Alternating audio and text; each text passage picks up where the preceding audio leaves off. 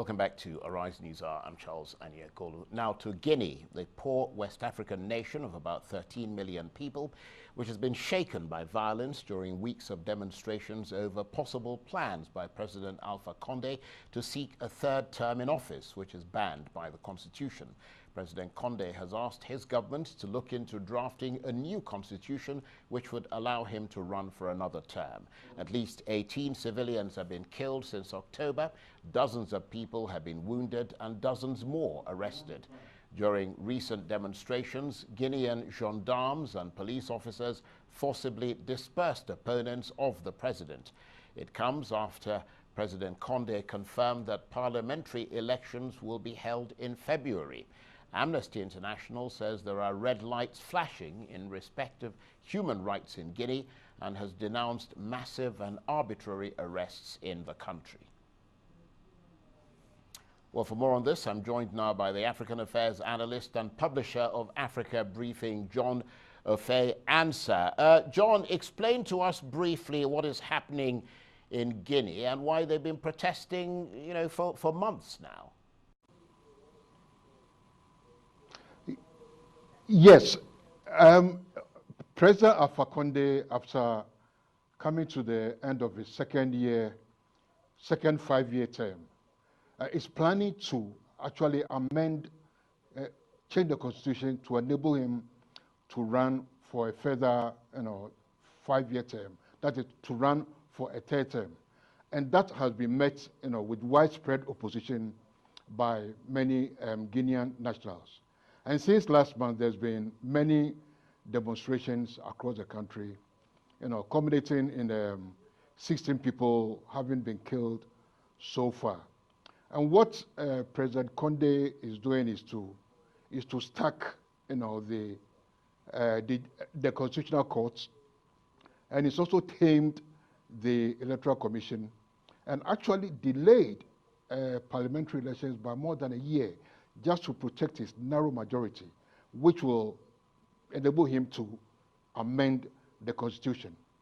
I mean, just last week, 9 opposition figures were also arrested and charged with insurrection. And if tried and convicted, they face 5 years in jail. So this is the situation in Guinea at the moment.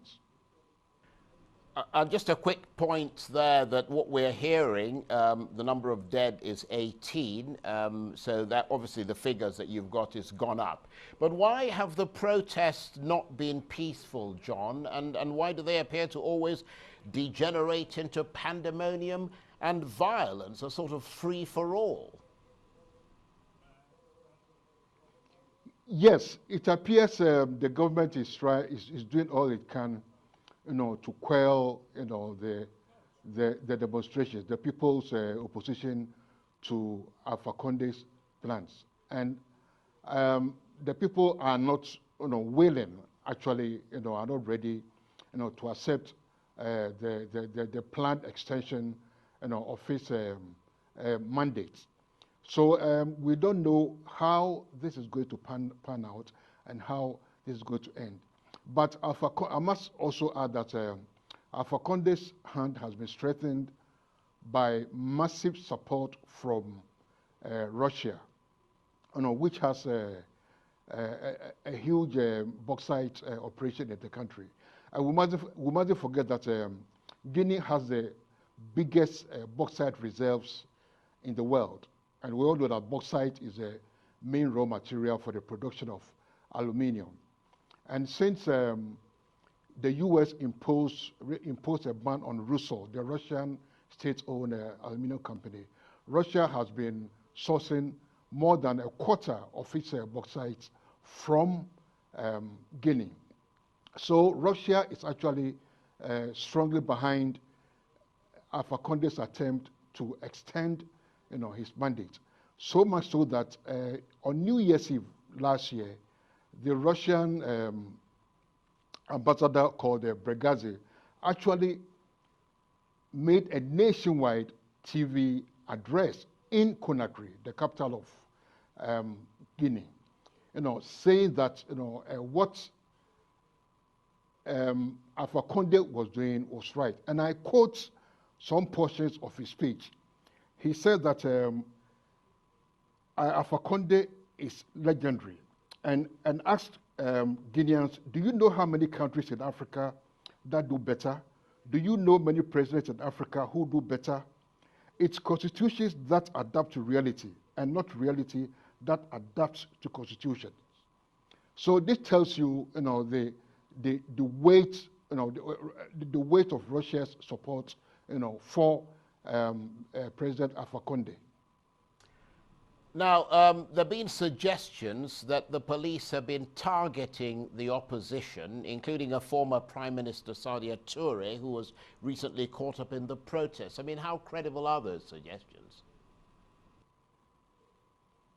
Yeah, it's correct. Like I keep saying, I said earlier on, the government has support from Russia, and Alpha Conde is trying all that he can, to make sure that his plans go through, number one, through Parliament, number two, through the Constitutional Court. And then when there are elections, he called elections for parliamentary elections for next February.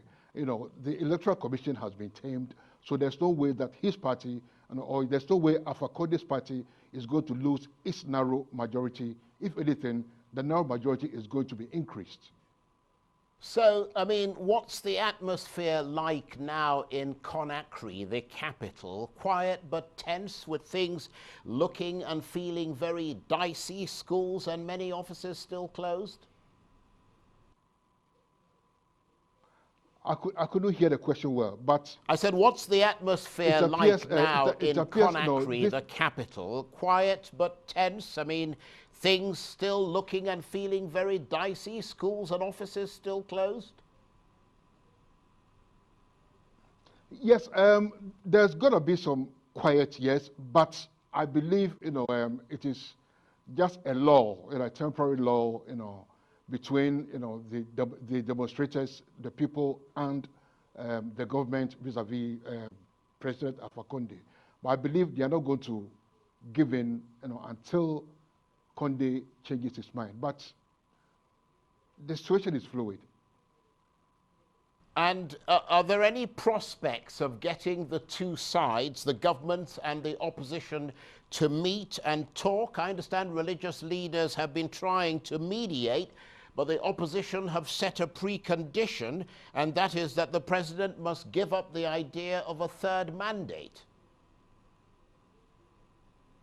Yes, that would be the sensible and the most pragmatic solution, to the situation, because there should be a dialogue between the opposition and the government, and without that,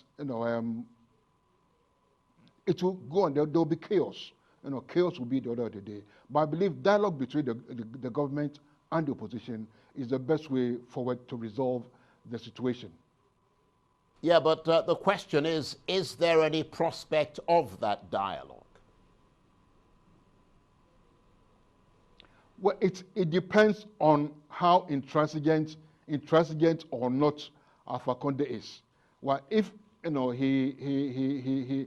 he relents, right, and meets he relents, yes, then a dialogue will take place. But if not, I don't see any dialogue taking place, and the situation will deteriorate. Okay, thank you very much indeed, John Ufe Ansah, the African Affairs analyst and publisher of Africa Briefing.